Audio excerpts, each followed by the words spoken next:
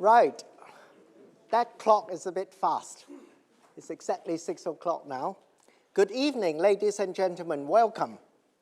My name is Peter Chung. I'm a professor in the Department of Electrical and Electronic Engineering and Dyson School of Design and Engineering.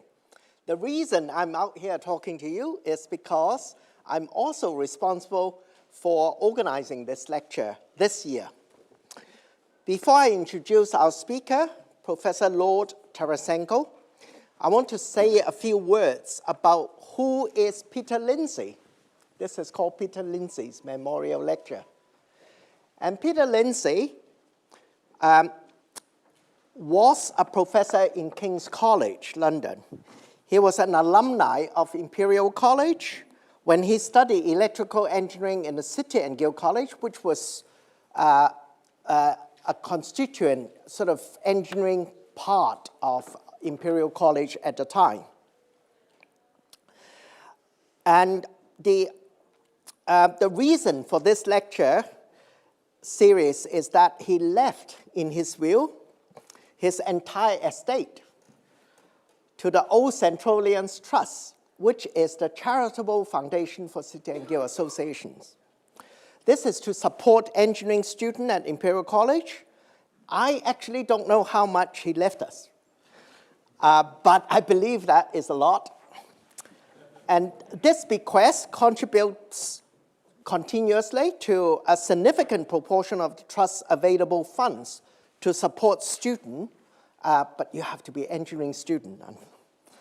There is a condition in the will that our department, Department of Electrical Engineering, will organize an annual lecture under his name.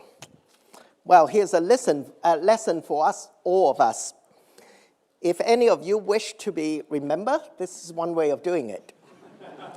Donating a huge amount of money to engineering at Imperial College. I also want to say a few words about this guy, Professor Robert Spence. Bob, as he was known to us, was a former head of electrical engineering. He was a pioneer in circuit theory, computer-aided design, and human-computer interaction. He unfortunately passed away a month ago. He worked at Imperial College for over 60 years. That is a long time. And was academically active as an emeritus professor all the way up to just shortly before he died. He was a great teacher both in electrical engineering and in bioengineering, and a wonderful colleague, a true gentleman and a scholar. He deserves special mention tonight because he was the organizer of this series of lectures. In fact, this is the 16th. He organized all the previous 15 lectures. By the way, I was asked to do this long before he passed away, but not because he passed away, I organized this.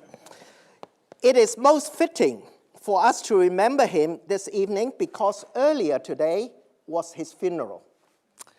I want to invite you to give him a round of applause to express our appreciation.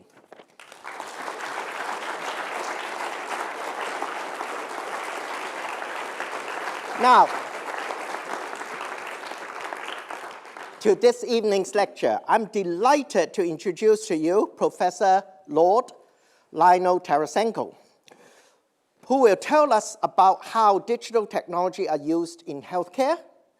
He added, after the initial title, he added the subtitle, A Response to Lord Darcy with a question mark.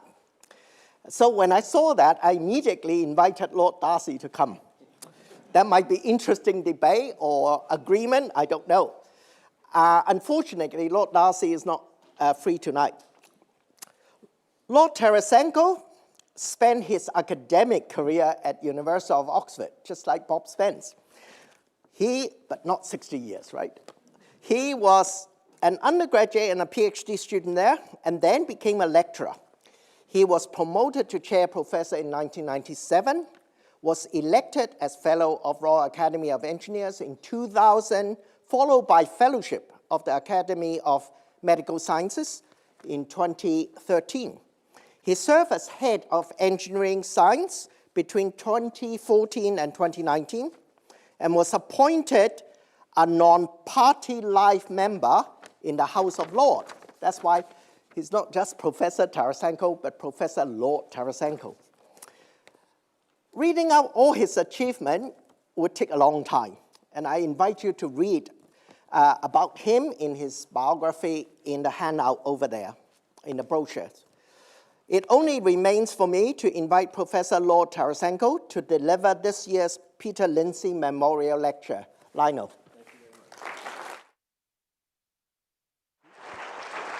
Thank you very much, Peter. Thank you very much, Peter. And it's wonderful to be here. There's so many people I recognize. Just a shout out to a couple. Professor Chris MacLeod, who was a professor here for a while. He and I did our PhDs together 40 years ago. My PhD, yes, it was awarded just over 40 years ago. And then there are others. There's Chris Tumazu, there's Molly Stevens. I mean, I'm going to stop, otherwise I'll be here all evening pointing out, in addition to Peter and Ian, who are bookending this lecture. I'm going to attempt something. Well, first of all, I'm going to try and finish on time. So I've said 45 minutes, so on this fast clock, I should finish at about 5:02, because I'd like to have a quick Q&A at the end if we can fit it in.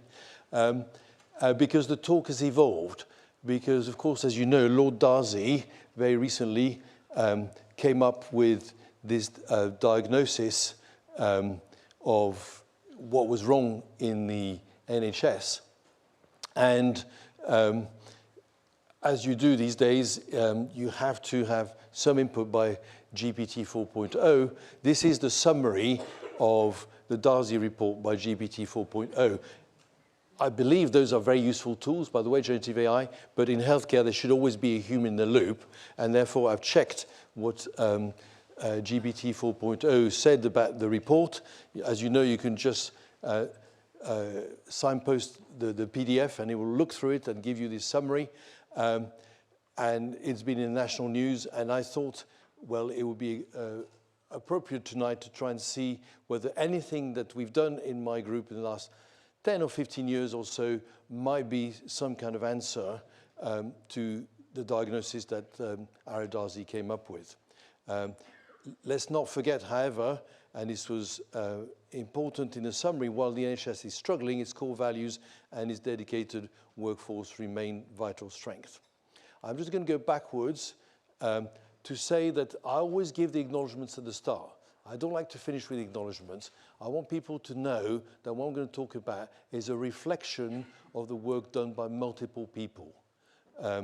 And because all my career since the 40 years ago of finishing my doctorate has been spent both with engineers in dark blue here, as you'd expect from Oxford engineers, but also in green. These are all the clinical colleagues.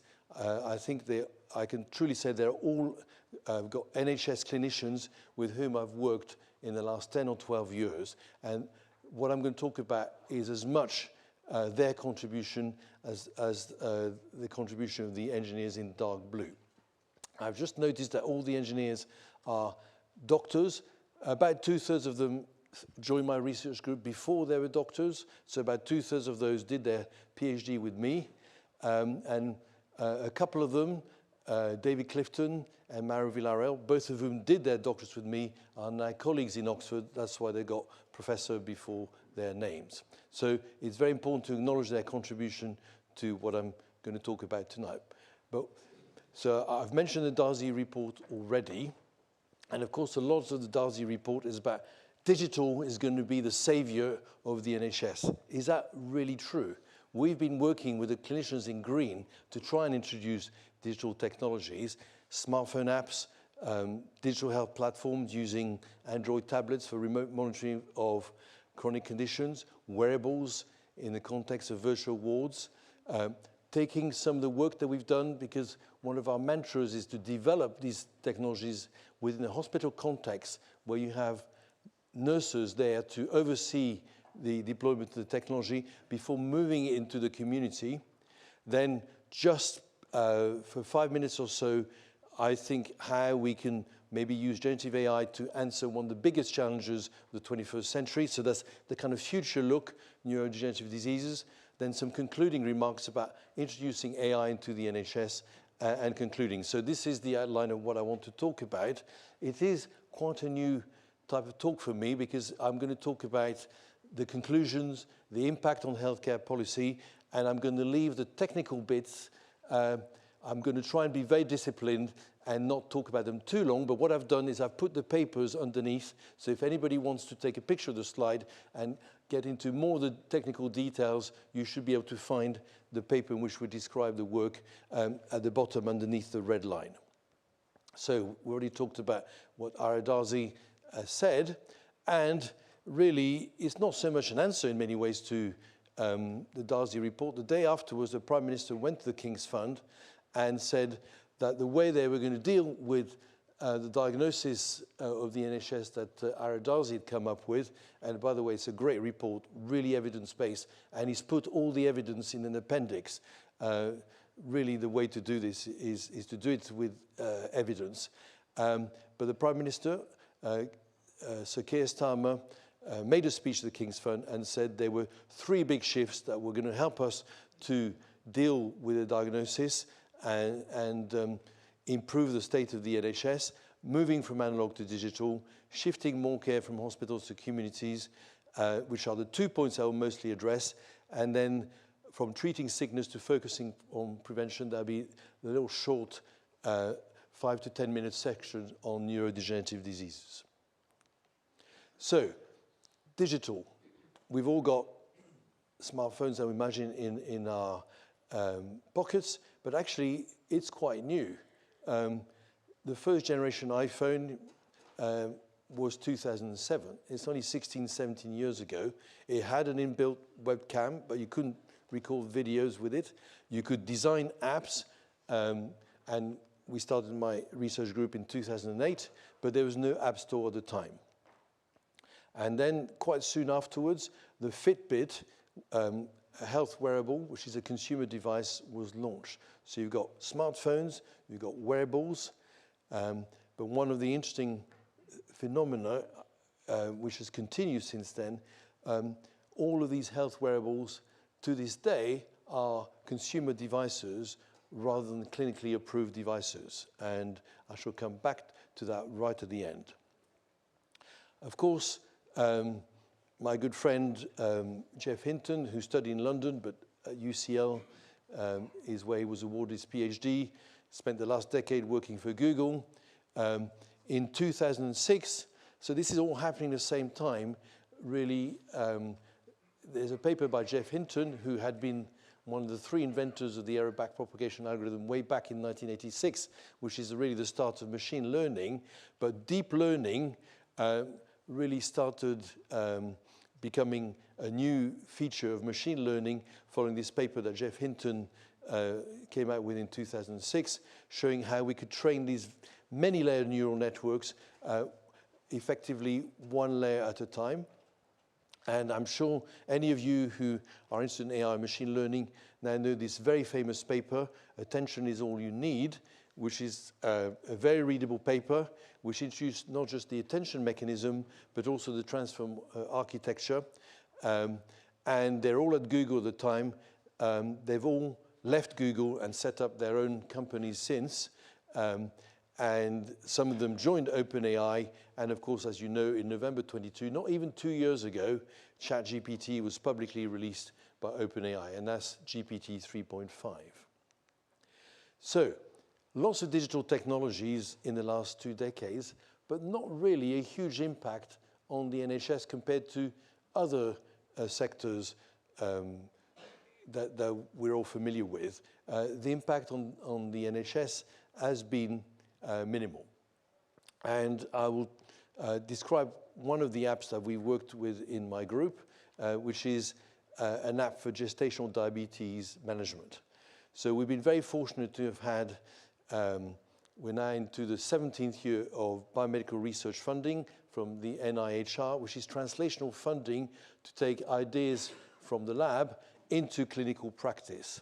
And in BRC1, which ran from 2000 2007 to 2012, we developed with an Android phone a prototype gestational diabetes app. But I'm a firm believer that even with technologies that can be developed pretty fast, such as apps, for example, you should still go through the stages that one needs to go through before deploying them clinically. And that's a feasibility study, observational study, and then the randomized clinical trial, which we did. So women who get gestational diabetes tend to be diagnosed at the end of the second trimester. But because of the hormone changes during pregnancy, the control of the blood glucose goes haywire extremely quickly. And so they have to measure their blood glucose 5 times a day, learn if diet and exercise isn't enough to bring that under control. They go on metformin, or most of them actually go on to insulin. They have to learn how to ingest themselves with insulin. So you've got the blood glucose readings, you've got the insulin doses that are used by the woman before a meal, and you've got any diet and exercise you have to record. And so we gave them a blood glucose meter that you can see there, one of the few at the time that had Bluetooth connection to smartphone, either an Android on the left or an iPhone on the right. And we designed an app to help them self-manage, as well as send the data to the diabetes clinic. Gestational diabetes is looked after in acute NHS trusts. That's where the diabetes clinics are. So to incorporate both self-management and remote management from the diabetes nurses or midwives in the acute trust. And we were one of the first apps. We worked very hard with NHS Digital to help them develop their library of apps. In fact, my group was one of the checkers of other apps and so on, because I felt that having a library of apps for the NHS was something that was very important. We licensed the technology exclusively to Sensign Health, and then they started effectively taking it into those acute NHS trusts that manage women with gestational diabetes. The paper describing the solution is written up there in the journal Diabetes Science Technology in 2014. And this is the kind of plot that engineers love. So you have the band in which the woman with diabetes is trying to say, vertical axis on the left-hand side, between 4 and 6 millimoles per liter. That's the idea that she should keep her blood glucose levels within that. Then the dots are her measurements after a meal, post-meal blood glucose measurements. And if the measurements are within the landing strip, as it were, they're color-coded in green. If they're above, they're in red. Then you have a kind of moving average in purple of the control. You can see at the beginning, when there are many red dots, that goes up. Then some control is achieved, it comes down, and then goes up again. And what is happening is that woman has actually gone on to insulin, and you have the insulin dose on the right-hand side y-axis. So first of all, the first dose is a dose of 7 units, then it goes up to 8, then it goes up to 10, and eventually to 12. And through the use of the app, these medication adjustments are being done in real time. The woman is texting the clinic. Of course, they see patients in the clinic, but in between or after the clinic or before, they're texting back. So you're getting medication adjustments in real time. Here, the input is an increase in the insulin dose, and it brings the woman back under control for the last month of her pregnancy before the baby is successfully delivered in early September. And that matters, because if the woman remains in control of her diabetes, it's far less likely there'll be a preterm birth, and she's far less likely to develop type 2 diabetes later on in life, and that's also true for the baby. So achieving this is really important in terms of patient outcomes. And we've now had this being used in the NHS after the randomized control trial, which we did in 2017, written up in the paper here in 2018. After that, there was the rollout of the smartphone throughout the NHS. I'll come back to that. And now, having had quite a few women use this, we know they have faster treatment optimization, not surprisingly because it's real time, and they're less likely to require medication, and they have better outcomes. That was one of the results of the randomized control trial. Interestingly, of course, we increased NHS efficiency, 47% fewer appointments with diabetes specialists. It is now deployed in 64 NHS trusts, 50% of the trusts that have maternity services. And one of the greatest sources of pride of my research group, several of whom work with me on this, is we crossed the 100,000 barrier towards the end of last year. We have now 137,000 women have used the app, which is quite a high number within the NHS since August 2018. The technology was transferred from Sensine Health to Human Therapeutics, and they're the ones who told me it's probably about 140,000 since this number went up on the website. And that shows you technology developed by engineers into clinical practice, making a real difference to patients and the way the NHS looks after them. So, why did we do gestational diabetes and not type 1 or type 2 diabetes, a bigger group of patients? And that is because there's a very big issue in the NHS, which we've probably just about all experienced, which is the issue of equity in the NHS. I have not managed to persuade the NHS to send me notices of appointments via email. They insist on still sending me letters because our neighbor 2 or 3 doors away is in their 80s and they don't have a computer. And therefore, using email is a question of equity. We are disadvantaging the patients that don't have computers in their homes. And I think that's a false problem. I would love Aradazi to be here to discuss that, because I think what we should do is for all those who want to have email, use email. That will give you more resources than to allocate to the people that don't have email.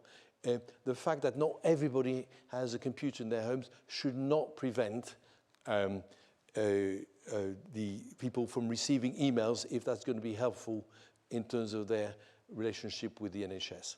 And it's the same with diabetes. What happened is our type 1 diabetes solution, because that's where we originally developed it, just didn't take off in the NHS. Because although many young people with type 1 diabetes absolutely loved it, we were told, no, we can't adopt this for the NHS because not everybody has a smartphone. So moving to gestational diabetes was not a technological issue. It's because I was determined to have large-scale adoption within the NHS. And there are so few women of birth-giving age that don't have a smartphone nowadays that it was felt to be okay in terms of the equity. And in fact, when we did our original observational study and randomized control trial, the very, very few women, I think we had 2, who, and this is 7, 8 years ago, we actually gave them a free smartphone to be able to take part in the trial. So a big issue, but I think we've got it wrong in terms of the balance. Secondly, having worked really hard with the NHS to create the apps library to work with them, they decommissioned it in 2021. There's no longer any NHS apps library. Instead, what was said, and I could have put it in quotation marks, this came from the website, the apps recommended by the NHS were to be selected by clinical policy teams within NHS England and NHS Improvement. NHS Improvement doesn't exist anymore. NHS Digital doesn't exist anymore. NHS X doesn't exist anymore. So, you know, there's a lot that we can learn about what's happened in the recent past. We are not doing apps properly in this country. NHS procurement of apps, and this is what I'll be submitting to West Treating, because it's called for a conversation, is not fit for purpose, and is based on a positive case study, that of gestational diabetes. Now, chronic diseases accounts for 80% of the growth of healthcare spending in the developed world in the last 50 years. We're talking about diabetes, hypertension, heart failure, COPD. The numbers are staggering. 133 million in the US, $2 trillion a year. In the UK, it's 15 million people, and it's 50% of GP appointments and 70% of all hospital bed days. And of course, 2/3 of those patients are aged 75 or above.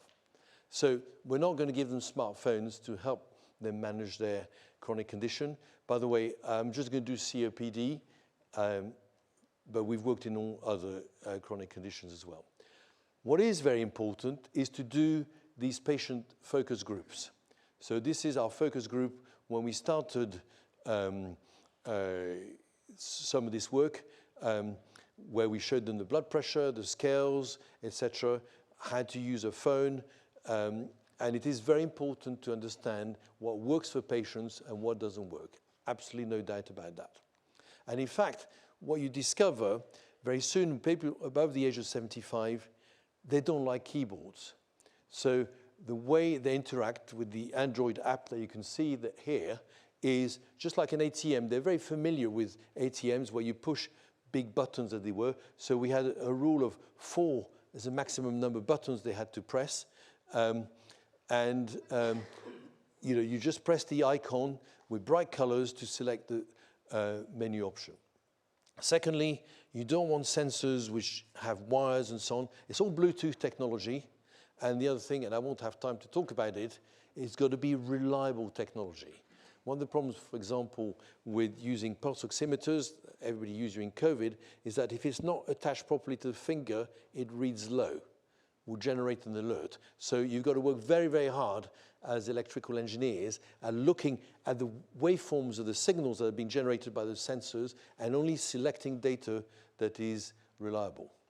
And this was the tablet for the heart failure application, again on using an Android tablet. 4 buttons, the exit is a 5th, but that's only when you leave. So we threw away the keyboard and replaced it with these large icons and bright colors. And there's the paper describing it for heart failure patients. And I just want to mention one thing is that you learn very quickly when you do these apps that, not surprisingly, everybody is different. So because we want to use this technology to alert to patient deterioration, for example, an untreated exacerbation of COPD or fluid buildup on the chest, the recommendation at the time, this is about 2015, 2016, was that when somebody read 92% on their pulse oximetry probe for oxygen saturation, that's when it was time to generate an alert. Actually, as you'll see from the next slide, that is almost useless. You need to have alerts that are patient-specific, and you need to learn the individual patient variability, which we did in an open-loop phase, 6 to 8 weeks, when I had enough data to learn what the variability of that patient was before switching patient-specific alerting on. So we collect the data for those 6 weeks or so. We use the machine learning to analyze the variations of data that we have, heart rate, breathing rate, oxygen saturation. Those are the vital signs we collected for this respiratory disease, and the total symptom score. And then personalize the alerting threshold for each patient.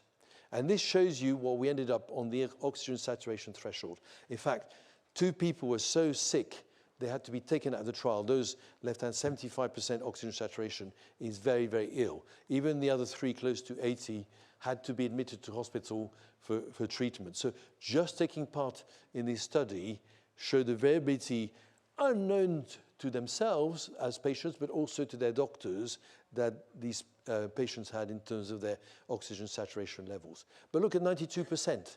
It's kind of almost in the middle of the histogram of the main group that we had, but it's got to be different for every patient, and you need to learn it before you set the alert threshold. So, wireless-enabled tablets with large icons, smart Bluetooth sensors for reliable physiological data. If you ask patients to do these measurements, you've then got to give them something back. So you help them to interpret their data. You have a self-management component which is tailored to them. And as I've just described, the machine learning for personalized alerting. And what we found in a 2-year study, we had high levels of adherence. They're meant to use this for 7 days. 90% of our patients use it for 6 days out of 7 days each week. And we did patient questionnaires, qualitative research with our nurses and so on, and had overwhelmingly positive feedback because we designed it with them. Ease of use, perceived relevance, the feedback we were giving them and so on. All that had been designed with the patients, called in the NHS quite rightly co-design. We did the randomized controlled trial, which is very hard work, and we found a statistically significant reduction in number of contacts with the GPs and the practice nurses, and not statistically significant because the numbers weren't big enough, but we did have a 20% reduction in numbers of hospital admissions. So what happened? We finished in 2015, the paper was published in 2017 in the reputable journal. Interestingly, when you do a clinical trial, one of the conditions is whatever you've given the patient, whether it's a new drug or a new piece of technology, you have to remove it at the end of the trial. We had so much fuss from the patient said, this is how I manage my COPD now. This is, I know whether I can go to the shops or not today. You can't take it away. So they wrote letters to all sorts of people to be allowed to keep their technology. Oxfordshire CCG absolutely loved it, and they were commissioning it when there was a very famous year. Those of you who live in Oxfordshire probably remember they ran out of money in the summer, having had their budgets set in April, and so the project was cancelled. And that's not the first time that this kind of thing happens in the NHS. And it all went quiet until remote monitoring of patients became a priority again during the COVID-19 pandemic and afterwards. And if you want to do adoption of your technology in the NHS, you have to be aware of these political pressures that probably have as much as impact as the quality of your technology development. So let me move now on to wearables. The NHS, and I'll show you the statistics at the end, is going to need virtual wards. We just don't have enough hospital beds in this country. I can trail you per capita, France has twice as many hospital beds, and Germany 3 times as many. And even if we want to build new hospitals, it's going to take a long time. So we need to have the concept of virtual wards that was actually pioneered in the UK nearly 20 years ago. And NHS England, the transformation directors really latched on to that. The idea is to have people, and a lot of people would prefer to be at home rather than in hospital, if at all possible, to receive the care and treatment they would receive in their own home. And there's evidence in literature that this works really well for heart failure, reasonably well for COPD. And it's the combination of the type of remote monitoring I've shown you, plus face-to-face care. The nurses and the doctors might call in once a day, once every 2 days, and so on. And they'll use the information obtained from the remote monitoring from these apps or technology platforms, wearables, etc., in order to manage the patient at home. But this is one, again, where I completely disagree with Wes Streeting, having heard him on the radio, and I'm completely supportive of what they're trying to do, by the way, but I will give him some evidence-based reasons for why giving smartwatches to patients is not what we should be doing. If only because the Fitbits, and I've worked closely with Apple, I've been to Cupertino, so I have a very good working relationship with Apple. This is not a criticism of them, but they've made a decision. They don't take their devices through clinical regulatory approval. They are consumer-based devices, and therefore I believe it's inappropriate to have consumer devices to manage patients. You need clinical-grade technology, including wearables. So there are clinical-grade wearables. I think Chris Tumazu could probably give a lecture on this if I gave him the floor for next hour. You've gained a few grey hairs trying to get this technology adopted in the NHS as well. We get our wearables from the US, a company we worked very closely for the last 7 or 8 years. But I was absolutely determined that we should test these in a hospital context where the patients could be observed by the nurses. So we worked in the context of a virtual high dependency unit. And In the UK, we don't really have high dependency units. In the US, it's a big thing. It's just high dependency unit is really between intensive care and the general ward. And the way it's done in this country, for example, the clinical trial we just finished with 250 patients, was high-risk surgery. After they've been in recovery, patients actually go to the general ward, but if they're high risk, and bear this in mind next time you go to visit a relative in hospital, the highest risk patients are those who are closest to the nurse's workstation, so they can keep an eye on them. And the other idea is instead of being on 4 hourly observations, those patients may be on 1 hourly observations, which, by the way, the nurses who work incredibly hard, are incredibly dedicated, never manage. So our idea was to say, nurses are not, because we did time and motion studies, the best very occasionally on a quiet ward would be 2 hours. And let's say, okay, it's a 24-bed ward, there are 8 patients that are high risk, put all 24 patients on 4 hourly observations. But the 8 high-risk ones, give them a wearable, a chest patch, to monitor their physiology, their vital signs, and then use smart AI-based alerting algorithms to bring the nurse back to the bedside if they deteriorate between the 4 hourly observations. And so, again, Android tablet, chest patch, you can see there, kind of figure of 8, that will give you heart rate and breathing rate, and then Bluetooth probe attached to the wrist, wrist-worn pulse oximeter. And that's what we use, and we developed in hospital. And then what happened? COVID struck, just as we were developing this technology. So several members of my team worked literally night and day throughout February and March to adapt this for COVID. So what happened in Oxford is patients on the isolation wards were given our technology.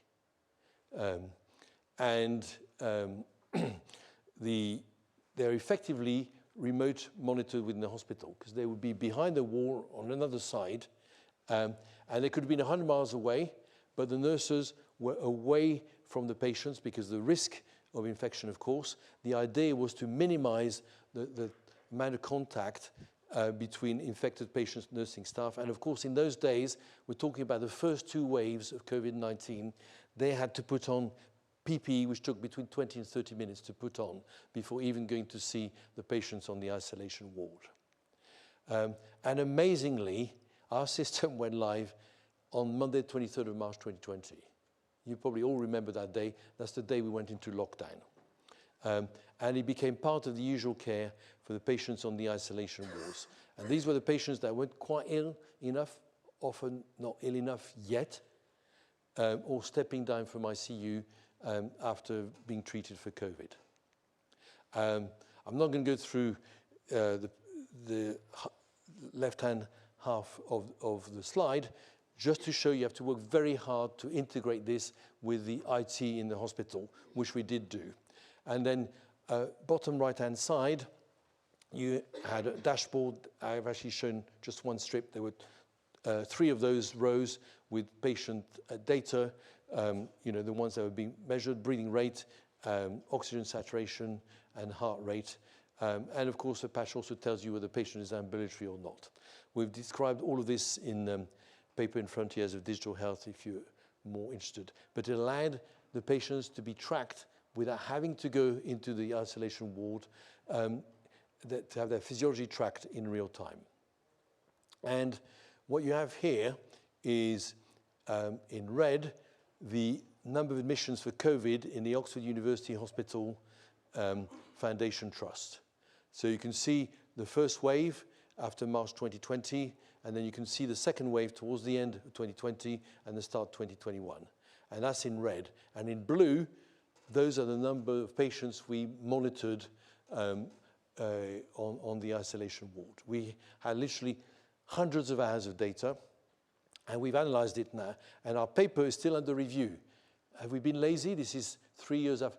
No, it's because none of those patients were consented to have their data analyzed. And therefore, you have to go through some very rigorous and lengthy procedures in order to be able to analyze the anonymized, aggregated data of those patients. And the approval process took more than 18 months. But we were going to do it, and we have done it, and we've now analyzed these hundreds of hours of data. The paper's been written, it's under review at the moment. But what was really interesting, the nurses were meant to go and see the patients again on 4-hourly visits, but we increased that by 51 minutes for the patients that were stable. For those that deteriorated, we identified it early with our system in about 25 out of the 144 patients whose data was available for analysis. So we now know how to work with this wearable technology, how to make it reliable, the alerting, the sensing, etc. So we're now using it, taking it, which is one of the themes of the Darcy review, is take it from the hospital and the community. We are now working with the hospital at home team in Oxford to take that into the community, and managing a variety of acute illnesses, most of which we have extensive experience of. And the patients are therefore given the alternative to be managed at home rather than being admitted to hospital. And what we're doing in this study, and it's only just started, is to see whether the remote monitoring using our technology enables the number of home visits to be reduced, improves their scheduling, so you only go when you really need to go and see the patient, and reduces the need for hospital admissions when assessments are needed. So we've just done our first 25 patients.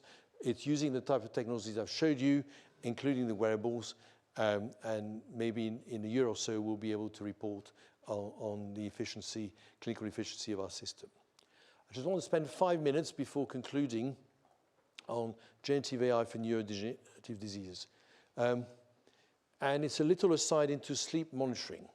I'm sure you all know that sleep duration quality has a huge impact on long-term health outcome. That includes diabetes, that includes hypertension, much of cardiovascular disease, but also neurodegenerative diseases. So we've been going back in Oxford to talk to the sleep monitoring lab, and this is a picture of somebody being studied in a sleep monitoring lab where you have the electrical activity through electroencephalography being recorded, chin muscle movement because you're partially paralyzed when you're dreaming, and also your rapid eye movements under the closed eyelid for using the electroencephalography.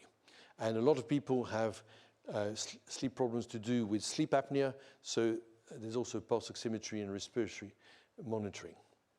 And most of the analysis is based on the EEG to classify sleep into various stages. So that's what your brain electrical activity on the top right looks like when you're awake. And then as you go into light sleep, N1, intermediate sleep, N2, and then deep sleep, N3, you have what are, as you can see on the screen, these slow waves of frequency about 2 to 4 hertz.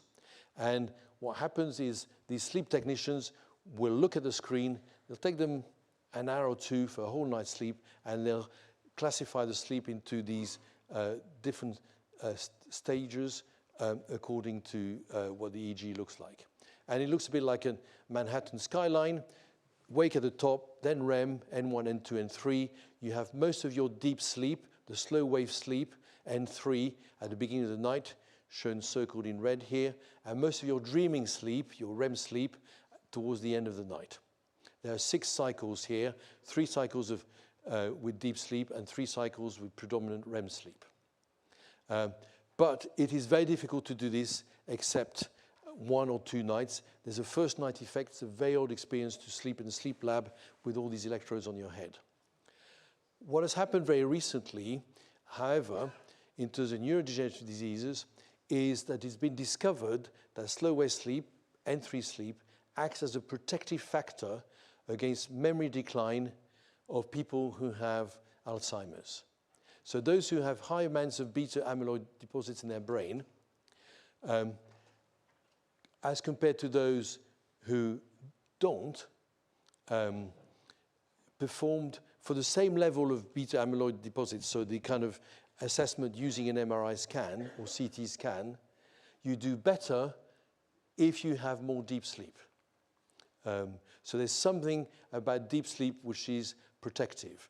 And Monash reported about a year ago a similar study where they showed that a 1% reduction in N3 sleep per year for those of us who are above 60 translate into a 27% increased risk of dementia.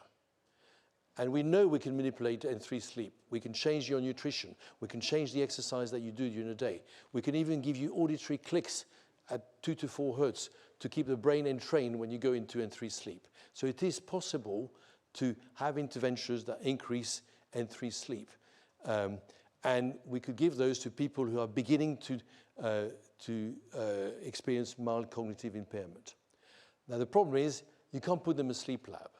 But with generative AI, we've taken the very patch we're using in those COVID-19 studies with wearable technology, because heart rate and respiratory rate actually vary according to sleep stage.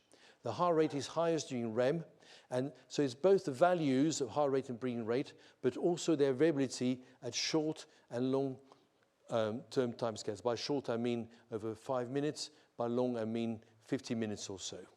And using transformer architecture of generative AI, what is wonderful about generative AI is you can map any sequence, here the heart rate, breathing rate, or the ECG and the breathing waveform, to any output sequence, in this case, the sleep states. And we've used a huge amount of data with this transformer architecture and the attention mechanism to learn the mapping based on data that we acquire from the 7-day chest patch. So we can now go into the home and monitor people's sleep for a whole week, just putting a chest patch on their chest, which they can use whilst they're taking, they don't have to take it off when they have a shower and so on. You can literally keep it for a whole week. So I'm not going to go into this. This is we use the encoder part of the transformer to go from the input signals, which are the respiratory waveform in this case, and the heart rate signal. But as I say, we can map these input signals to, on the output at the bottom of the plot left-hand side, the sleep stage. And for example, just to show you one result, our latest results when using the respiratory waveform and the ECG electrocardiogram as inputs to get the cardiac information, we are scoring 83% for 4-class sleep staging. We amalgamate N1 and N2, light sleep and intermediate sleep, and that's as good, if not better, as 2 observers who score the EEG. And you can see there in color, somebody in red, they have 2 episodes of N3 at the beginning of the night.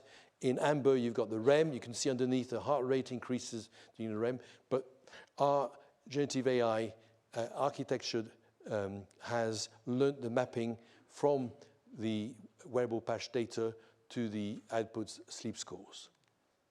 So we can now move the sleep lab into the home. We can track how sleep varies over 1 or more weeks. If you use 2 patches, you get a fortnight's worth of data, and therefore monitor the impact of interventional strategies for improving sleep, either for cardiovascular health or, more importantly, I think, for neurodegenerative diseases. So even if the relationship between N3 sleep and the extent of dementia is not causal, and it may not well be causal, if it is, then increasing your N3 sleep is going to be very important. The longitudinal monitoring of this N3 slow wave sleep provides a very useful biomarker for assessing all the treatments that are coming on stream for dementia. You don't have to keep putting people in CT scanners, as you get them to use these new treatments to slow down or even stop the rate of increase in neurodegenerative disease, because we have a means through this biomarker of tracking the impact of the intervention on the dementia, because N3 sleep is that biomarker. So that's a piece of AI. I want to talk very briefly. I've got 4 minutes left. I'm very much trying to finish within 4 minutes. I'm overrun by just 1 or 2. That is AI. We are going through approval processes. We have got one FDA approval for some of what I've just shown you with generative AI. So introducing AI to the NHS, I just want to tell you one other story.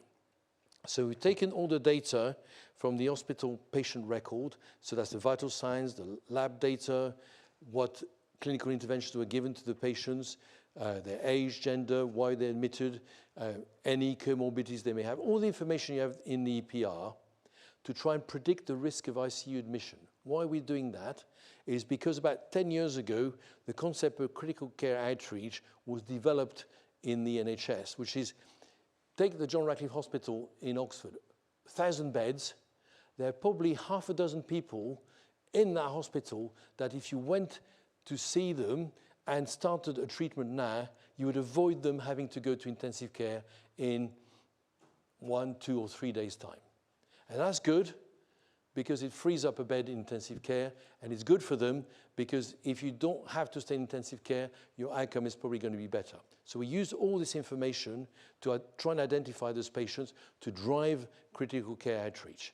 So we use the XGBoost algorithm, which is a machine learning algorithm based on decision trees. I'm sure you can all read about that in literature.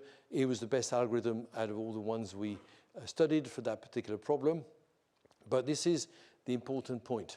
So if you look along the horizontal axis, if the doctor had time to review the 5 highest ranked patients from our system, we would identify 50% of those who would benefit from not going to ICU.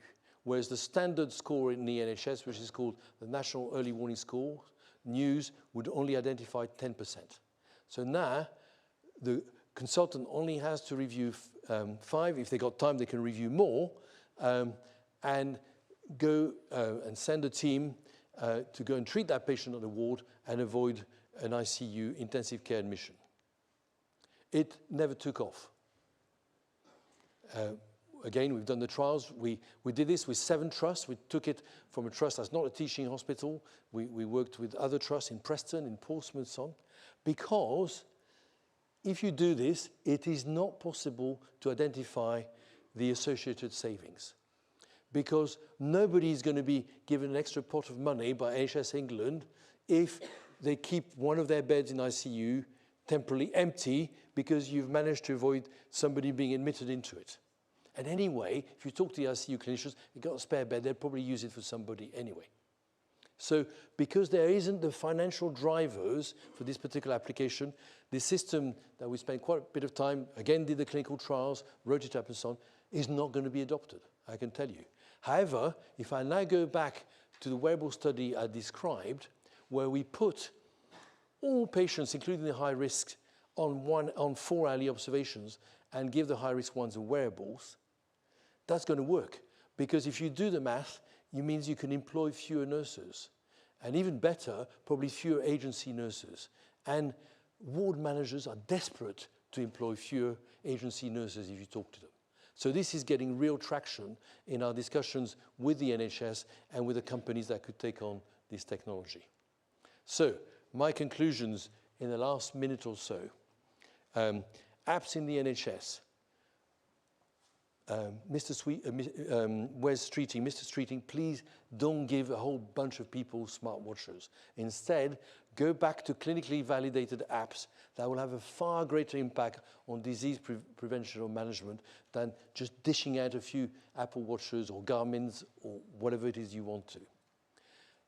Health equity, important, but it should not slow down the adoption of digital technologies.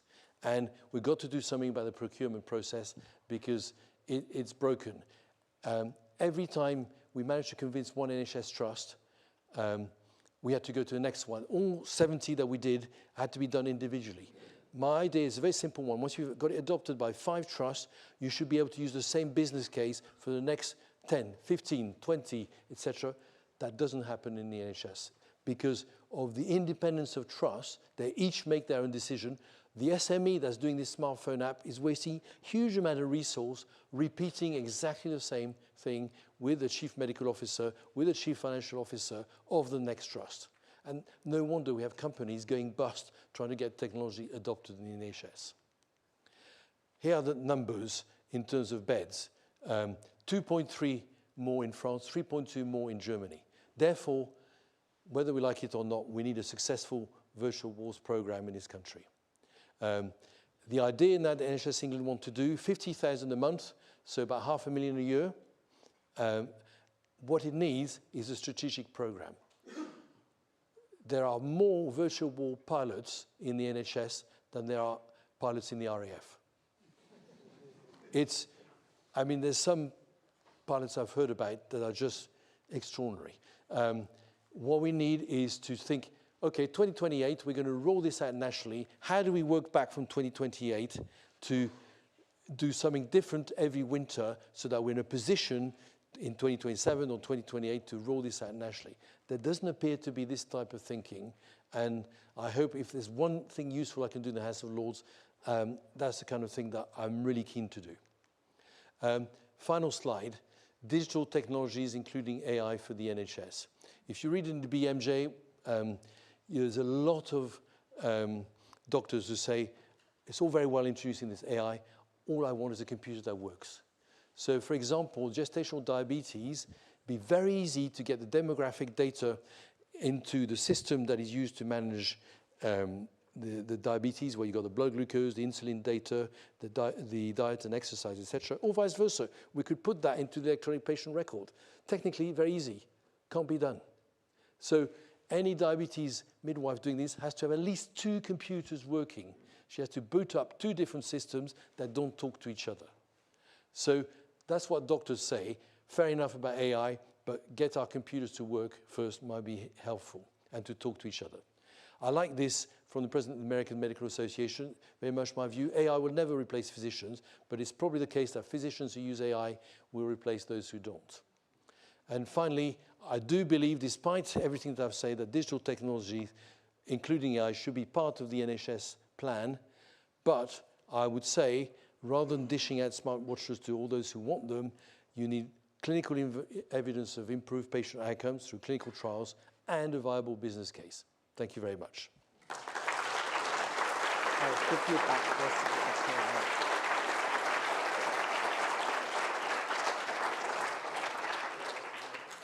We have a little bit of time for Q&A, and there are 2 microphones, one on that side, one on this side, for those who wish to ask questions. So you first. Thank you for that talk. I'm imagining 3 different levels of intervention. No intervention with AI, AI intervention where it's based on data gathered from a population, and AI intervention that's gathered from data that's specific to an individual, right? And then I thought about your oxygen saturation levels that you were mentioning for the COPD thing. Is there merit to thinking of those 3 tiers? Like, for example, for the COPD people, if you didn't have individual records that would require maybe a bit more computing power, resources, allocation of resources, would there be sufficient medical benefit to actually saying, look, we're not going to go with your individual scores for your oxygen saturation thing, but we will go with an educated guess from population data? Is there zen from that, or is it not worth it? Yes, provided that you are prepared to think about false positives and false negatives, because you will get some false positives as a result of that. Are you going to be able to triage them? And you also get some false negatives. If you have a generic threshold, some people will appear to be okay, but actually, 92, 93% for them, if they're normally at 97, 98, is probably a bad score. So if you can tolerate the having in the system these false positives and false negatives, but what you find normally when that happens, people switch off the system, because one of the very key things about developing all these alerting systems, and that's why we made it patient-specific, is the nurses have a threshold for alerts. And if you have 2 or 3 alerts for a valid one, they'll go to the patient.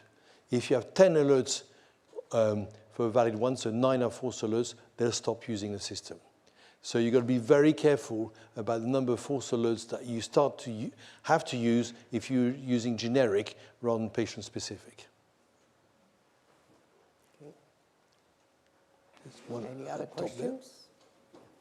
There's 2 here.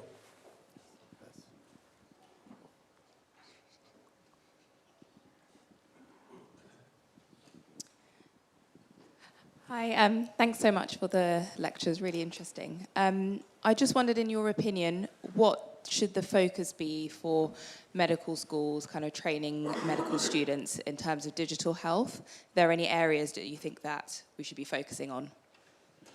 Well, it's a very long question, but actually a very good one. One of the pieces of work I was involved with was the TOPO inquiry in the NHS workforce, which was about preparing the workforce for the digital future and enabling them to benefit from it. And actually, one of the things that we recommended, which has been the most positive, is TOPO fellowships, which is to get people who might be nurses, doctors, physiotherapists, ward managers with a finance background and so on, to propose 3 to 6 month projects where they would propose a project that would involve some form of digital technology, often artificial intelligence, and then bottom up, as it were, show how that could be useful for people within their work area, as a physiotherapist or as a pediatric nurse or as a consultant of respiratory disease. So I think we're at the stage where some of that, there's enough knowledge now, should be driven by the profession itself. I would feel loath, I'd be happy to go and give a lecture to medical students, and I expect you might be one of them, I don't know, to tell them the type of lecture I've given there, but somebody with expertise in digital and AI and so on, telling them how best to use it, I think would be counterproductive. Some knowledge, and then for them to work out how they could best use it in their own practice, and then working with those experts that might develop the software or the hardware plus software that is needed is definitely the best solution. So bottom up with top down, some idea, and this is probably a 10-year plan, that we make the digital infrastructure, including data, fit for purpose. That can be done without consulting doctors, nurses, physiotherapists, ward managers, etc. Because everybody knows we need that to happen. To have one computer that you can use when you're managing the patient, that there isn't a blue wheel going round and round. Last time I had a hearing test in the NHS, the audiologist had to apologize to me because it took her 12 minutes to get the computer to load up the relative page that she needed to have a look at. So let's sort that out with expertise from people in software, hardware, IT, etc. But in terms of its best use by each part of the NHS, let's do that bottom up. Okay, Pentelis. Thank you, Lionel. Great talk. And it's nice to see so many systems deployed in the NHS. I just wonder if you could comment. Is the microphone on? Because they might not hear you at the back. Hello, hello, hello. You speak up. Should I speak really loud? Okay. Yeah, thanks. It was nice to see so many technologies applied, but I wonder if you could comment on how long does it take? Because we can all design technologies, we can clinically validate them in our university hospitals, but then turning it into a product, getting it regulatory approved, and then convincing the NHS to pay for it are massive hurdles. So I'd like to hear your experience of that and how you overcame Great that. question. And the answer is simple, 10 years. It takes 10 years. So it's in the public domain. I'm going to be retiring from my job in Oxford in 3 years' time. I started about, you can check this with my wife and Chris McLeod, who knows me well. I started thinking 6 or 7 years ago, what were the 3 projects that I would want to do during that 10 years? Because that's what it takes. If, like Chris Tumuzi and I, for example, we're very keen, the things that we develop, to see them adopted, then it's 10 years. And you've got, you do the research, you do the feasibility study, the observational study, and then the one most negative and saddest thing in some ways, by the time you go commercial, a lot of our medtech companies in Oxford now are thinking, actually, when I take this technology from the lab into a company, I might actually launch the company in the US. Because let's launch it in the US and then let's bring it back to the NHS, because too many companies have launched their technologies in the NHS, and in fact, this is what's happening with my own spin out now, Oxy Health. We're just about profitable in the UK. We're now going to the US to scale up. Actually, the thinking is now developing that you should launch in the US and become profitable in the US and then come back to the NHS and deploy it then. And in some ways, it's easier, certainly with the previous two Secretary of States. I knew Jeremy Hunt and Matt Hancock a little. I haven't got to know West Streeting yet. It was easier for them to say, oh, this has been accepted in the US. Can we now take it into the NHS? You know, the last two reviews they commissioned, the Wachter report and the Topol report, they went to US clinicians to do those reviews. And this is something else we probably should fix. But the NHS is the graveyard of UK medtech companies for many of them. But 10 years if you're thinking of a new idea. You're young enough. Last two questions. There was a question there. Over there. Yeah. Can I just challenge that 10-year idea? We recently, because I know you know, there's a lot of evidence that it always does take, whether it's pharmaceuticals, vaccines and everything, 10 years. But 3 or 4 years ago, we managed to short-circuit an awful lot of stuff when we brought to market or brought into the clinic and immediately used the COVID vaccine. So I just wonder whether, in fact, there are ways we can, that we haven't yet really thought through as to how we can short-circuit that 10-year journey that you referred to. Well, a simple answer to that. Ask Kate Bingham to give you the next Peter Lindsay Memorial Lecture. So there are ways, and in fact, virtual wars is meant to be one of those, because allegedly we have the evidence that people were sent home with pulse oximeters and so on. But actually, there's a study done, and those who were sent home with pulse oximeters didn't do any better than those who stayed in hospital. The clinical evidence isn't actually there for doing hospital at home for COVID patients. It is for heart failure, it is for hospital at home. It depends how much evidence you need. And of course, the reason why it happened in Oxford is Sir Andrew Pollard, a colleague that Ian and I both know, did this randomized controlled trial at amazing speed compared to the time it normally takes to do an RCT, and was taken to task over it and some of the results and so on. It's incredibly hard. I'd be very happy if we could shorten it to 5 or 6 years, but I was trying to give a kind of a realistic answer to the young gentleman there. I think there was one more person that wanted to intervene. Over there. Okay. Hi, can you hear me? Yes, we can hear you. Thank you for your talk. Going back to what you were saying about false positives and false negatives, when there's a case of a false negative in particular, whose responsibility is that then, and are there legal implications to that? So, very good question. Regulation, I could have given another talk on regulation, and it is one of our advantages actually. The MHRA in this country is very good. It doesn't just do drugs and vaccines, it does medtech as well, and it does it well. It's hugely understaffed, but they're really good. I've worked with them on 2 or 3. And in fact, healthcare is a very interesting sector because the FDA has approved about 700 AI software and hardware systems for use with US and worldwide patients. And the MHRA has done the same. So it's part of the regulatory process. There are a number, you declare it in the product specification of what your sensitivity and specificity are going to be, which is false positives and false negatives by another name. So all of that is part of the specification for the technology or the software when you take it through the regulatory approval process. And we have some really well qualified and really helpful people who can do that in the MHRA in this country. Unfortunately, it takes 6 to 9 months nowadays to get anything through them because they're incredibly busy. That would have been the last question, except that our good friend Alison wants to ask something. I would never deny Alison. And I did put my hand up before Pantaleon. So I'll ask a really quick question. And listen, I hear you. I've spent 12 years in wearable patient monitoring in an SME.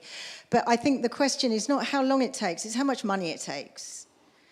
Because if you look at some of the examples you've given, like wearable apps for gestational diabetes, you gave the case, but there are now smart wireless diabetes monitors on the market, but they're from Abbott, you know, they're big companies. There are software products on the market that will do predictive estimation of if you're going to go into ICU, but they're available as bolt-ons into Epic and Cerner, right. big Yep. EMRs. So isn't the question not how long it takes, but how deep do my pocket have to be? Partly, yes, because it's much easier for these companies with deep pockets to acquire the clinical evidence that they require in order really then to make the sale into the NHS that much easier. You know, the kind of wearables you're talking about and so on, you've had to go to different NHS trusts. I mean, I think procurement is broken. I think if by a certain time 5 trusts have taken it, the patients like it, the nurses like it, the doctors like it, I don't think we should have to keep repeating. So there is an issue. The mechanism for that is called NICE. Yes. Right? You get approval from NICE and then... But that's not enough. And in fact, they're about to introduce a rules-based approval process, but it's not enough because trusts are still can make their own decisions. It doesn't matter if it's recommended by NICE. They're not mandated to take your wearable technology. It's still their decision. They're not mandated to take your smartphone. We still have half of the NHS trusts who still manage patients on gestational diabetes with paper diaries. It's their decision. And I think it's partly political because in 2010, when the coalition government came in and we had these 5 or 6 EPR systems from Epic, Cerner, Fujitsu and others, and they weren't fit for purpose. They weren't fit for purpose because they'd been developed by American companies that are mostly for billing purposes. That's of no use in the NHS. So if we'd thought of the reason why they're not fit for purpose, we could have solved that problem. Instead, the coalition government, because of their kind of political philosophy, said, let's throw it open to the market. So when Simon Bolton retired from being the head of NHS Digital, he gave a speech. He said, I can't tell you how many EPR systems there are in the NHS. It's somewhere between 40 and 60. Some trusts are changing them. Some have designed their own. And because if you give that freedom to every trust to make their own decision, it's incredibly difficult. They can ignore NICE guidelines if they want to. There needs to be some central procurement, and maybe with the new government, they might start to listen about that. Right. Thank you very much. And end of Q&A session. Now may I invite Professor Ian Walmsley, our provost from Imperial College, to deliver a vote of thanks.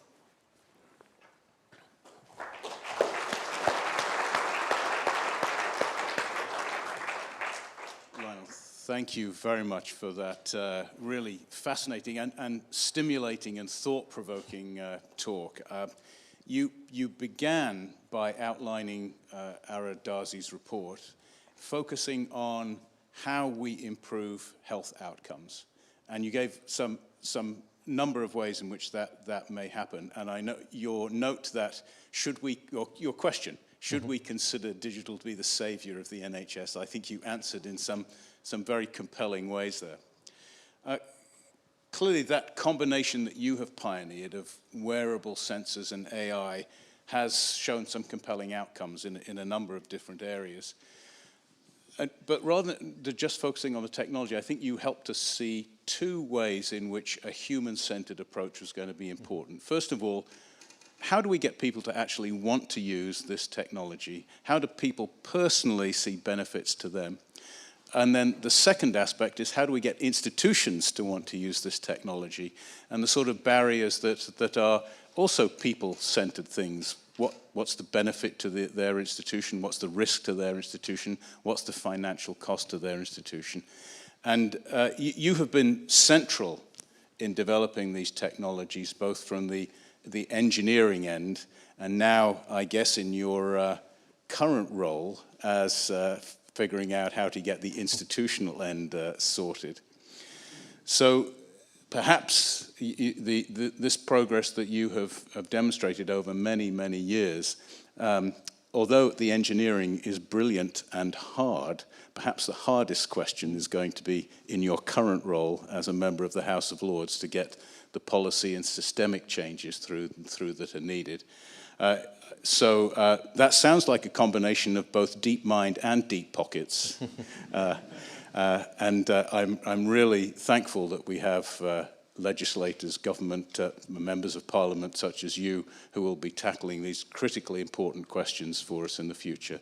So thank you again for a brilliant lecture, for coming to share your thoughts with us here, and best of luck in your seat in the House of Lords. Thank you very much, Ian. Thank you, Peter. Thank you, Ian. That ends the proceeding for this evening, except those who are expected for dinner. You know who you are. And if you're not expected, don't come. For those of you who know where the restaurant is, make your way there. For those who don't know how to make the way there, stay behind and contact me, and we'll take you there. And thank you for coming. Good evening.